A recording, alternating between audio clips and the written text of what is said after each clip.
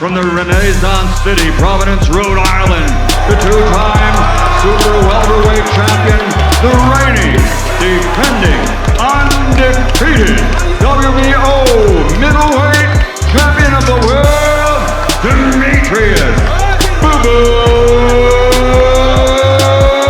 Andrade!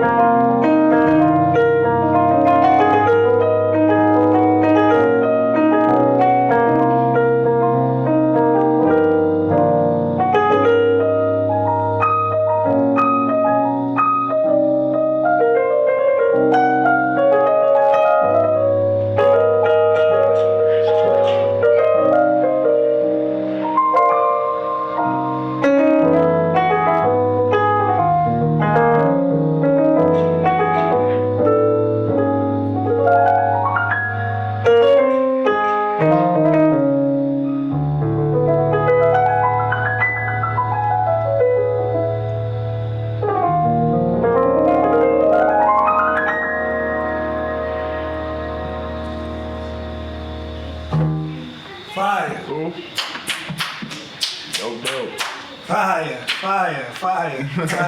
We live? We here? We here? Woo! We here? Let's get it, man. Straight fire. Come on, man. This is like the steps to black excellence. You know what I'm saying? This is a step, man. This is how you do that. Yes, Kofi sir. B. People, Yes, sir. You know what I'm saying? You know? We're gonna get into it. We're gonna have a great conversation. And we're just gonna build, man. That's Yes, it. sir. You know? Hold on. Let me get my mic there, man. It's house vibes. I might need to re-up on mine, man. Yeah, I got you. We got some fine wine, you know. Bring that around. But while I do that, hit him with that.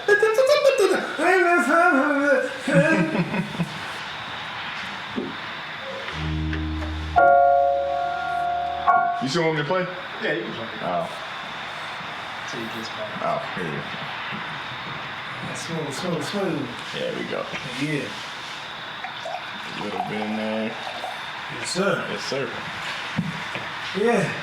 So, man, today, right? Today, you got a busy schedule today, man. I appreciate your time. Yeah, man. You know, just Anytime. coming out, showing some love. For sure. The house vibes going on. For sure.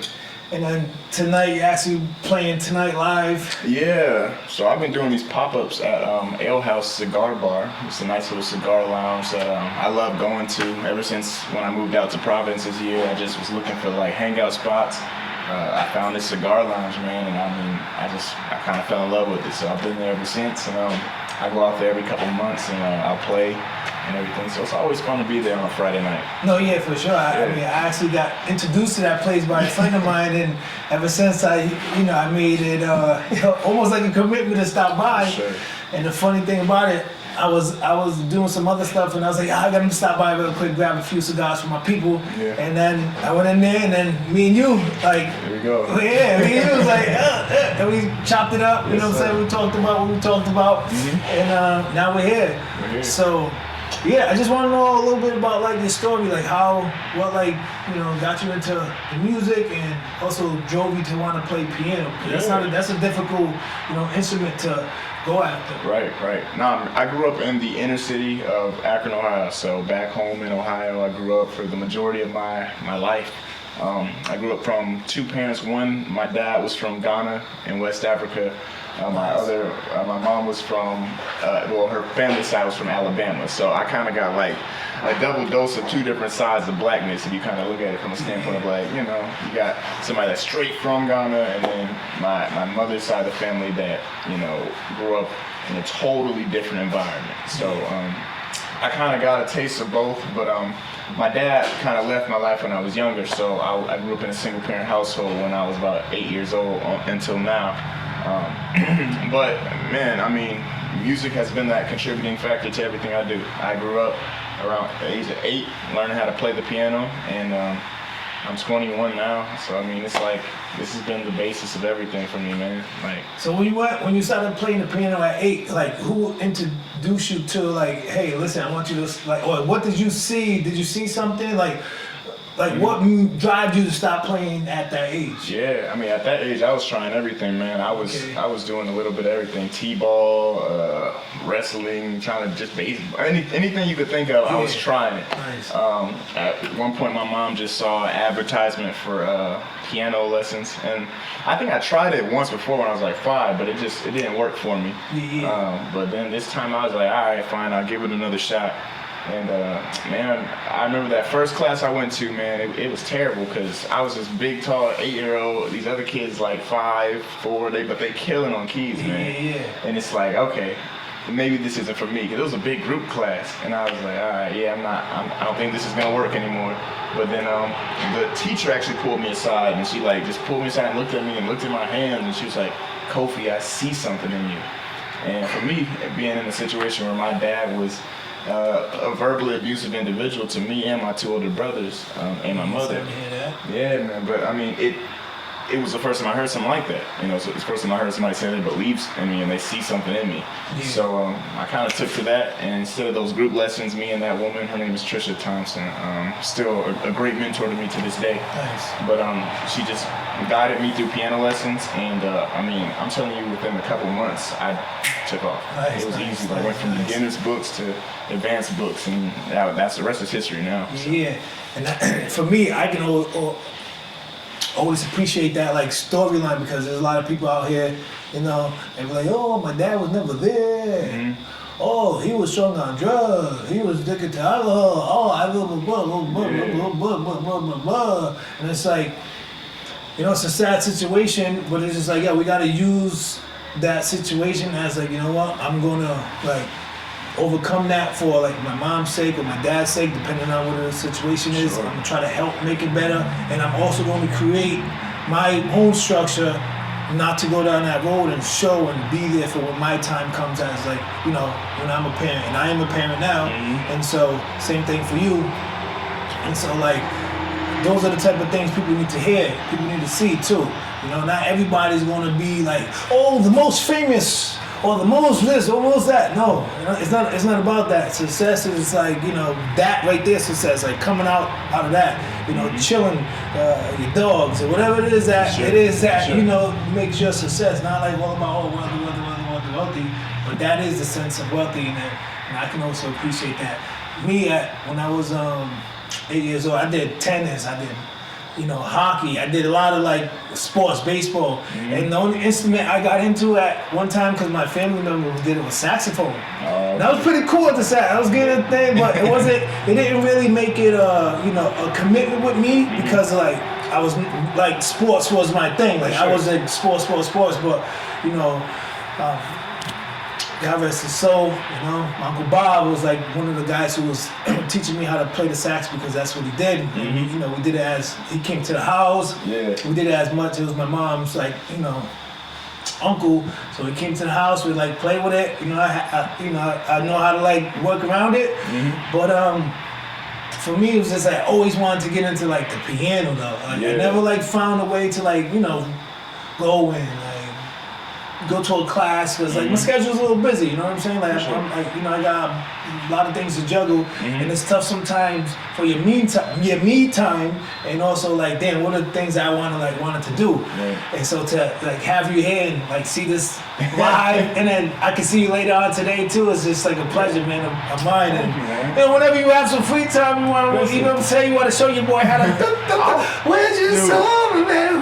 I always tell people it's never too late. You know, I know your schedule is probably way busier now than it was back then. Yeah, for sure. It's never too late, man, to start playing an instrument. For me, more than anything, man, it's therapy, man. This is so relaxing. You know, after a long day, you can sit back, I don't know, get yourself a glass of wine or whatever, and start playing, man. That's amazing. And this is my job. I can't really complain, man. So I see, of course, I do my research on my people and stuff like that. Yeah. So you went to Berkeley College, music of, creativity, production, people that have like type of image to take them like elsewhere and you really like be relaxed. Tell me a little bit about that journey.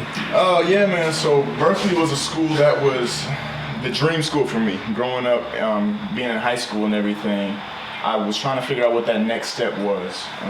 Because for my middle school years, I did a performing arts school. So back home in Akron, Ohio, there's a school called Miller South. It's a school for visual and performing arts and everything. And I always say that school changed my life. It made this make sense to me, this whole music path, and it allowed me to be like, oh, I could make a career out of this. So I knew that college, for me, was supposed to be the same thing. I wanted that to be the vision. So just looking around, man, I was looking at a whole bunch of different schools, my senior year, junior year, high school, and Berkeley was just one of them schools that was just like, I gotta get there. But the process to getting there was difficult because I was broke. Like, I'm not gonna lie. Like, so, you come from a place like Akron, very, very low income city, just in general. But you want to go to a school like Berkeley. Okay, they awarded me a scholarship, but the scholarship wasn't enough. So now I'm like, oh man, how do I raise this money to get to school? So one of the things that I thought about was my story. Just growing up and everything like that. I was like, okay, that can help me, but how can I find a way to, sell that to people that can donate, to the, political officials and the leaders in my community that have the funds to be able to fund somebody like myself. So I just went to work, man. I pitched a documentary to a number of companies, man, and everybody they just all declined it except for this one company, Pretty Entertainment Group, and that company helped me to produce this documentary. And I'm talking about, it took us maybe a day to film it, but I had a fundraising event like later on that year back home, and we raised over $50,000 to go to school. Nice. But but if you know Berkeley is a $70,000 a year school. So Berkeley, that experience helped me to pay for my first year, but when the pandemic hit, I had to kind of halt my experience there, and now I'm trying to refundraise to get back this year and everything. Nah, that's deep, man. That's real. You know what I'm saying? Like, for you to, like shop around and people like,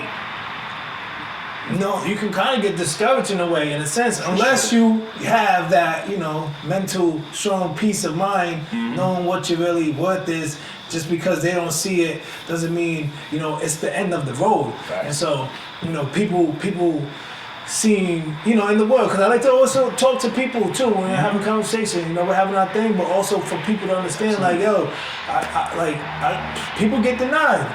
People don't mean to stop. Just be like, you don't understand is what it is. You don't understand. Right. And then somebody that understand will understand. Like for me, I got my mom, I got my dad, but it was more like, I have my mom who I thought was my mom for a very long time until one day my biological mom, my real mom showed up and said, hey, I'm your mom and stuff like that. But I always take, the lady that isn't my mom as my mom because that's all I knew. And I'm grateful for her and I'm grateful for my dad. And as far as like the same type of subject, out here there's a school, there's a guy named Alan Sean Feinstein, there's like whatever. So we used to like go to like boxing tournaments, Kansas, over here. My dad's a hardworking man. He does like construction. He like buys and flip houses. But he was a one-man army. So at the end of the day, we used to like sort of do the same thing. Like, we need a fundraiser to get to the tournament. We need this, we need, you know what I'm saying? Out there doing what we had to do. And at the end of the day, as a young kid, you can learn from that. You can like, see like, all right, this is the type of person that's like my dad or whoever's backing you as far as the company. Like, they believe in me where it's like, you know what, we have to go out there and show people what is at hand. You know what I'm saying? The steps to black excellence. You know what I'm saying? Because that's what it's all about at the end of the day. But we don't get, unfortunately, the way how this world works, we don't get the Chinese people come through. And I'm not making fun of nobody. Boom, China give them money. Or people give their kids money. Like, you come from a different country, they give you money to start off, and then boom, boom. Yeah. Some places is not like that. And at the end of the day, when you see people grinding to get to the top, and no matter how they do it, I can never knock somebody that's doing something for a reason. You know what I'm saying? Like, you're doing that to get to this point. Right. And so like I can always relate. But so. The fundraising part, you're back. I mean, the donation part, you're back at it. And so, if people wanted to like get a hold of you or like help donate towards like the cause, like what's the steps they have to do? What's the steps? My website is the best step to do right now. So I have a website. It's called KofiBmusic.com, and then you can go to the donation page. That's where you can find all the information on how to donate, where to donate. You can mail something, you can do it through card or whatever you want to do. I always say if it's just $1, it helps. If it's $1,000, that's even better. Yeah, sure. Anything that helps just advance the cause and also advance the mission. Like, this is a people-driven thing for me. Like, this is not just about try to get a kid to go to school and then I'll be cool. Like, back home in Ohio and even now nationally doing things I've been doing with the Apollo and all these different types of things, people gravitate to what I do and they look up to me. And so it's like, more than anything, this is not just me trying to go back to school so I can get a degree. This is me trying to fulfill a dream and a vision to prove that it's possible, even if you don't think it is. Just going back to what you're saying, one thing that I was just talking to somebody about this, about the idea of like communities collaborating. And I think more often than not, African American people don't support one another as much as they should. And when you see that in other communities, at least for me looking into it, like, and I come from, like I said, like that dual version of blackness, I think. Like, I was just at an African wedding, like a completely African wedding. You could see how everybody puts their funds and their money together to support the moment or that person, as opposed to being on the other side of the fence where you see African American individuals who will be quick to judge one another, who will be quick to bash somebody's vision only because they haven't done it, not because they don't think it's possible. And so a lot of that jealousy comes into play. And even like in my hometown of Akron, like that's a big thing where everybody wants to be that person. Everybody wants to make it on their own. And I've never met any millionaire that's been a millionaire on their own. I've never met a person, even a thousandaire or a hundredaire. We need people. Yeah, you need a hand. You need everybody needs like some type of guidance. Like, I mean, in the guidance in the financial world, like we only. I need it. You know what I'm saying? There's people that's like, yo, my game's a little. It's almost like, the music business in a sense, but, my game is tricky. But at the end of the day, if I didn't have, somebody that, seen the talent and the hard work and the ethic that I have behind, like, everything, my philosophy and stuff, they wouldn't, because you're not showing it. But if you're showing it, people's got to want to get behind it, especially the community. I like what you're saying. Like, that's something, like, I always try to like do, like it's not like I make it broad, but it's like on low key. It's like, yeah, bro, 10 of us, that was a month, man. It's $10,000. If 10 of us put 10,000, that's $100,000. Right. This is it. The things that it could be done in many different worlds. You know what I'm saying? But like, what I like is just like where you can go with it as far as like, okay, boom, people donating to you, the story get out there. Now you can have your own scholarship, Kofi B scholarship, like to the next. Like I can, yeah. So I'm saying I already know. I can like you feel me. I can. You're an intelligent guy. I can see like you know what I'm saying. This is not for like this is not a fool's game. You feel what I'm saying? It's not a fool's game. And so like I could those are the type of steps and like the visions and stuff like that that can be done, and that's gonna make you proud and make you also help others, because that's what people gotta understand. Like helping somebody that wants it versus somebody that don't want it, never gonna get nowhere. You're never gonna see that thing happen. For sure. So when you work with somebody that wants it, then it's like that person that wants it is gonna take it to the next level. Take it to the next level. Take it to, and you just like. At the end of the day, he's doing his thing. My name's on the sponsorship package, the support package, to be like, yo, yeah, like I helped see the thing grow, and all I want to do is see it grow. You know what I'm saying? And let him do his own thing. And so, other than that, like I've been, he was Emmy nominee. Yeah. Right? Seen that? You know what I'm saying? Apollo. Like we're talking. Like people, I'm saying, shit. Canelo, Chalo, I'll fuck you up, motherfucker. You know what I'm saying? I'll fuck you up. Shit. You feel me? I got the keys too, baby. Shit. You know what I'm saying? I'm on my own personal journey too. And when they see that, they know, like, yo, I'm coming for you fools, yo. I'm coming. Like, you can't run forever. Stay tuned. Stay tuned. You feel me? Like, yo, I try to be more on the nice side when I'm talking to people. But all you boxing fans out there, you can shove it. Shit. But anyway, back to what we was talking about. Apollo, man, that's like, woo, tomato cans. For sure. Tomatoes. Oh yeah, they definitely will throw that combination, bro. Like the dancing guy. Come on. Like,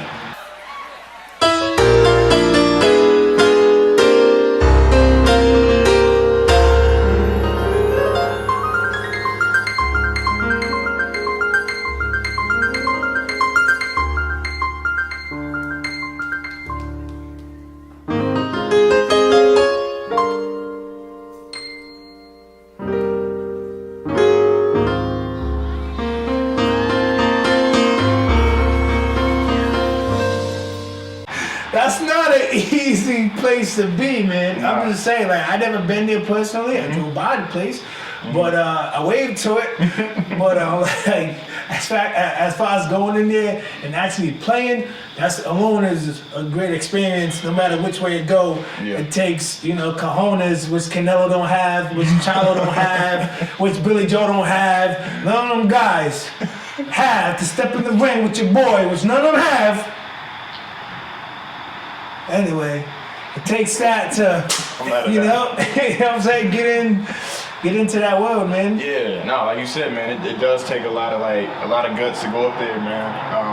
And that whole time going up there, I mean, just being on the stage at the Apollo for anybody, man, and succeeding on that stage is like a confidence booster like crazy, man. It's like that was the reassurance that I needed to be like, oh, I could really do this. Like, yeah, for sure. So I mean, it was a blessing, man. I was out there for pretty much all of 2019, and then before the pandemic hit, and I was winning every time. So.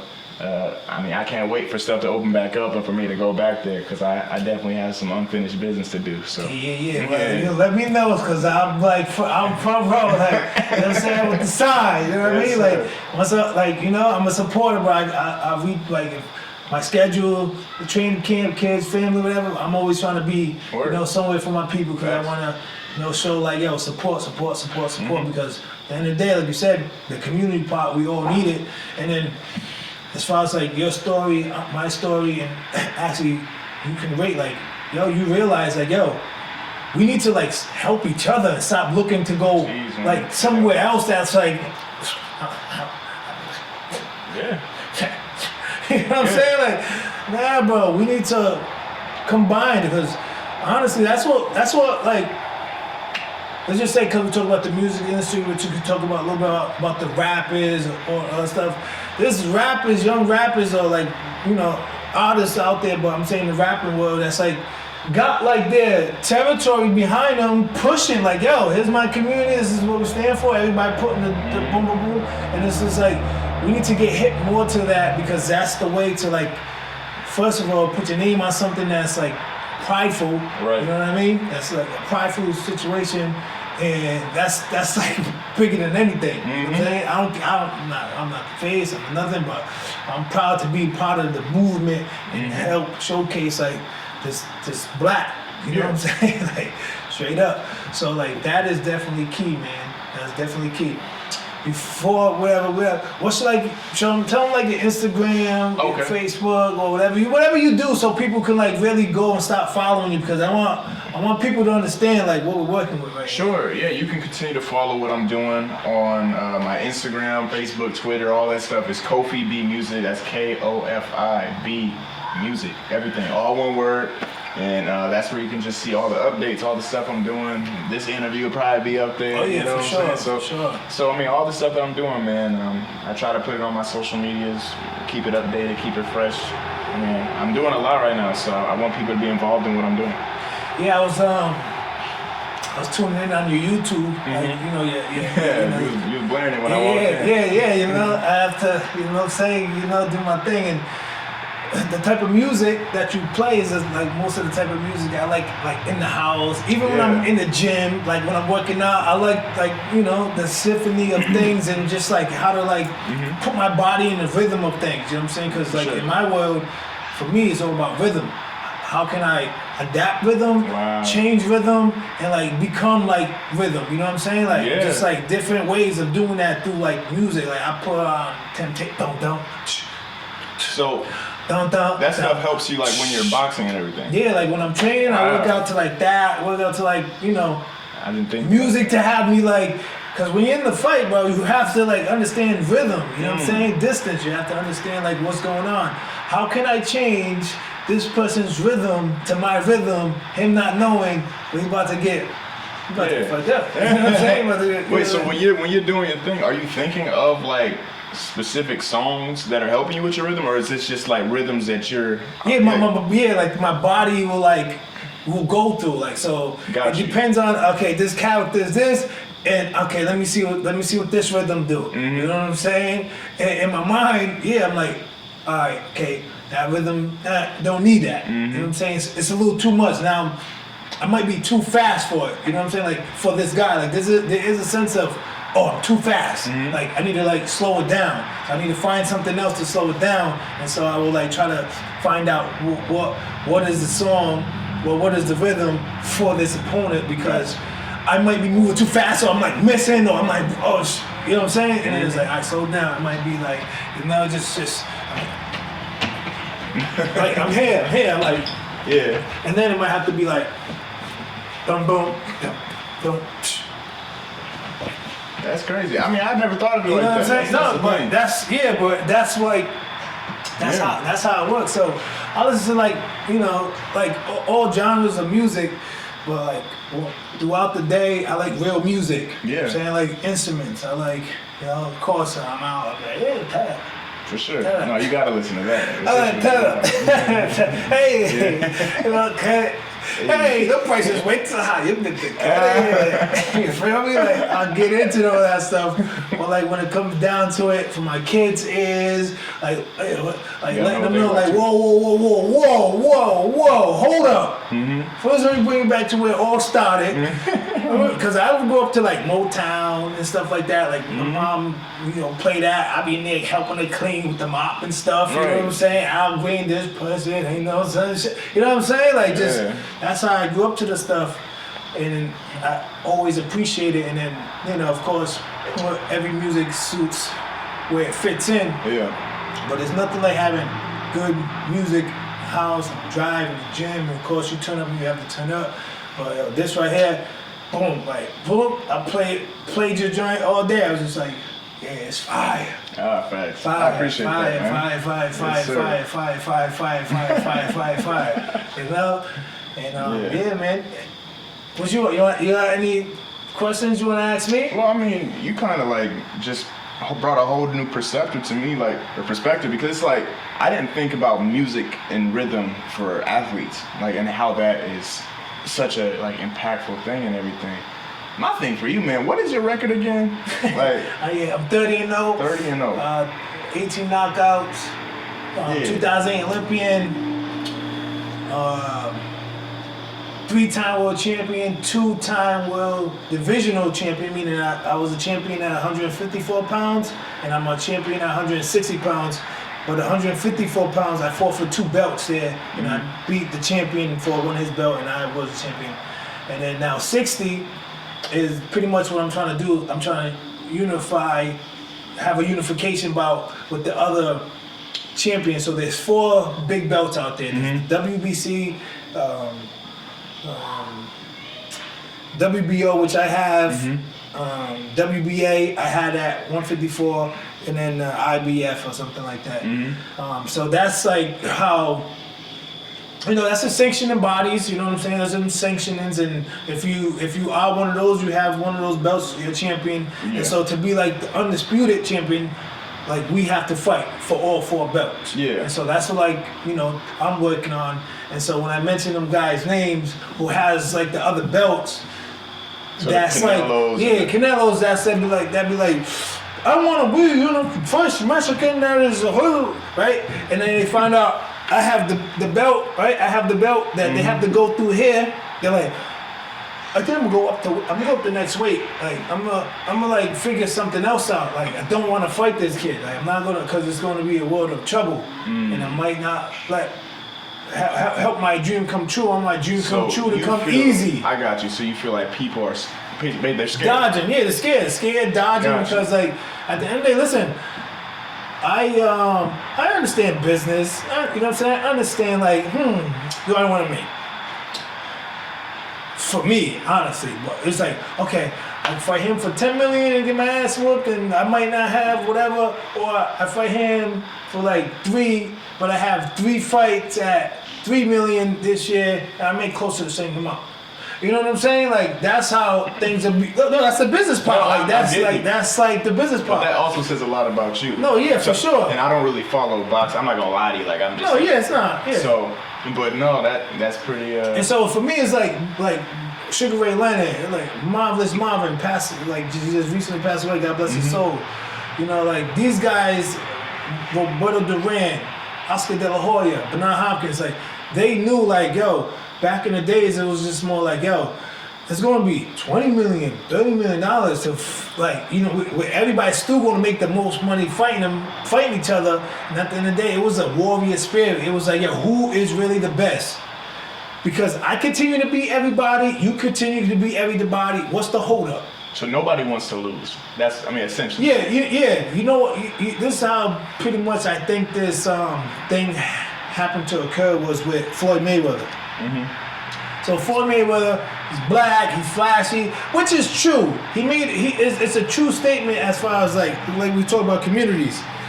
Somebody like Floyd Mayweather had to go through a whole lot of stuff and also had to be like flamboyant on the outside to get characters, like get people behind them, stuff like that. Versus, let's just say, no, again, there's nothing about that. We're just like going through the thing. A Chinese, Japanese, Mexican. You don't even have to go there. Just somebody like LeBron, I look at. Somebody that, you talking about having a group of people behind you? No, yeah, like this is the country part. This is like the community part. Okay, Like this is like Dominican, Puerto Rican. Like this is the difference between like black fighters, which we don't have a country. As far as, Where we don't have like a country where it's like, Ale, Boombaye, Ale. We don't have a country where it's like a Mexican guy, no matter what. So it's different for countries, you're saying? Yeah, like if you're a Mexican fighter, the Mexican country, no matter how good you are, how you're not, but of course how good you are, they're going to like back them. And the better you are, the more. Gotcha. So like a black person, they want you to do fight the Lions, fight the Tigers, fight the Vikings, fight this, fight that. Do all this flamboyant stuff on top of it. Oh, look at, I got mad chain. Oh, look at all the cars. Do mad shit. That's ignorant. Just ignorant shit to like stop, building the wealth, which I understand is part of the entertainment business. But like you were saying, you have 2 different black, right? Black was like community, let's do it. We get it. In another way. Like,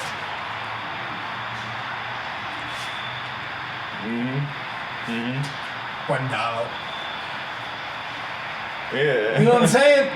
You know what I mean? Like that's just that's how like that works as well because you know it's unfortunate, but it's like for us to overcome that, we need to overcome this. Like, Yeah, man. I hear you. like nah, let's. So that's like the politics and the thing. Like Canelo fights a nobody. Let's just say and put 80,000 Mexican fans in, right? I fight the dude that nobody want to fight, beast, whatever. I sell out like 15,000, whatever. I sell out, but it's still not the same because he got 80,000 people, all Mexicans. But I'm like, yo, I don't see George Lopez in the building. You know what I'm saying? I don't see Mario Lopez in the building. Like, yeah, he'll bring them things, but I'm like, yo, I'm bringing Dave Chappelle, I'm bringing 2 Chainz, I'm bringing Frank Gore, I'm bringing, you know what I'm saying? The list goes on. I could go on FaceTime, whatever. But those are the caliber of people that like support me. But it's just like we need to be able to support each other in everything that is going on in this world, other than just like if it was LeBron James basketball. He's an exception. Michael Jordan. There's a lot of sports out here, so you can't follow everything. Right. But if you're in that community and that's what you like, it's like, yo, push, push, push, push, push, push, push. Not be on some like, you know, I gotta be flamboyant. I gotta be, because I'm not that. I'm not that. You know what I'm saying? I can be out here how I want to be, but that's just not my style. But that is a blueprint, right? That is a blueprint for the black fighters, is to be like that. And Floyd Mayweather will like constantly let you know, black people can't lose. Black people can't lose. Black people can't lose, because once you lose, you start from the bottom. Why? Because nobody supports the black fighters. So that's his concept of things. And so as he's going through that, people like, oh no, I can't lose, I can't lose, I can't lose, I can't. Right. Well, can't lose me. Work harder, work smarter, do what you need to do, make the adjustments, not take drugs. Yeah. You know, not be out here doing the things you're not supposed to do. But that's just that world how it goes. But so me and another black fighter named Chalo, so we're in the same thing, right? We offer him, like, you know, talk some numbers. We offer him, it's out there, $7 million to fight me. That's the most money he ever would make to fight anybody. Like Canelo, yeah, maybe a little more, maybe not. But to fight me for $7 million, bro, you're fighting everybody else for way less. And you don't like come back with an offer. You don't like, you're saying, not enough. You don't make that. You don't make close to that. So that's the type of things. Like Canelo fight me, they offer him $40 million. That's Canelo. $40 million, the most he ever got offered. Nah, I'd rather go fight the guy up there I can beat, for sure, and take 20, no problem, 35, whatever it is. You know what I'm saying? Like, that's the type of world that I'm in. But for me, it's like, you know, as long as I'm in the ring, I'm staying active, and checks rolling in, you know, all I could do is just like have the people and the journalists and everybody on there push for the best to fight the best. And so that's how that world works for me, man. Man, I mean, nah, man. I just hearing you talk about it, that's a lot. Yeah, it's intense. It's intense, you know. Man. You know, you got. It's really intense, man. So I'm working on my next fight. I fought last April down in Miami at the Hard Rock Casino. I fought an animal. His kid's an animal. His name is Liam Williams. He's from the UK, in the England area. I believe one of them, England or the UK. Not too sure. He's even Wales. I think he might be from Wales. Animal, like 7 knockouts in a row, more cut up than me, and it's filthy. Like I'm won't beat him. 12-round decision, and then now my next fight, we're working on Manchester, New Hampshire, out in like, you know, the New England area, should I say. So that's for like sometime in November, right before Thanksgiving? Yeah, right before Thanksgiving. Because they know anything like past Thanksgiving and holiday, they have to pay me money. Okay. You know what I'm saying? So they're like, hold on, dude, you right now. Here you go. You at the gate too? I'm like, yep. That's crazy. Yeah, that's how it was. But anyway, we're gonna stay in touch. We're gonna make it happen. You know, I'm coming to show some love tonight. Yes, sir. One more time, man. Give me a little finishing touches, man. Give me a little finishing touches.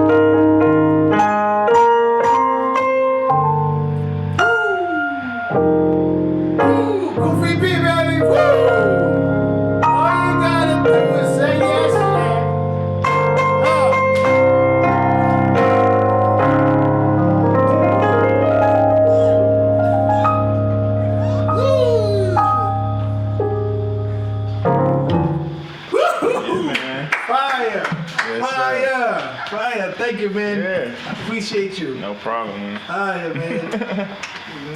Give these kids something to look up to, too. Yes, sir. We playing some of that there. We have to get some lessons in, man, because I can't. We have to, I just want to know one song. We played that drill last year. I'll drill, black right there with drilling. Let me know, man. For sure.